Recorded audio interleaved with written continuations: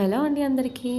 ఇది నాకు మా అమ్మ చెప్పిన రెసిపీ అండి. ఉల్లిగడ్డ రోలు పచ్చడి. ముందుగా మనం రోట్లోకి ఒక ఉల్లిగడ్డ వేసుకొని, కొద్దిగా చింతపండు, ఎల్లిపాయలు వేసుకొని దంచుకోవాలండి. కొద్దిగా దంచుకున్న తర్వాత 4, 5 టేబుల్ స్పూన్ల కారము, 1 టేబుల్ స్పూన్ ఉప్పు, కొద్దిగా జీలకర్ర, కొత్తిమీర వేసుకొని మెత్తగా దంచుకోవాలండి. ఈ పచ్చడి రోట్లో చేసుకుంటేనే బాగుంటుంది. మిక్సీలో కంటే రోట్లోనే చేసుకుంటే చాలా బాగుంటుందండి. ఇట్లా దంచి పెట్టుకున్న దాన్ని మొత్తం ఒక ప్లేట్లోకి తీసుకోవాలి.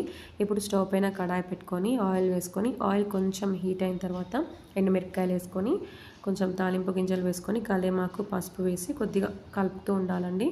తర్వాత ఇందులోకి మనం దంచి పెట్టుకున్న పచ్చడి మొత్తం వేసి మంచిగా కలుపుకోవాలి. పచ్చడి మాత్రం జబర్దస్తుందండి.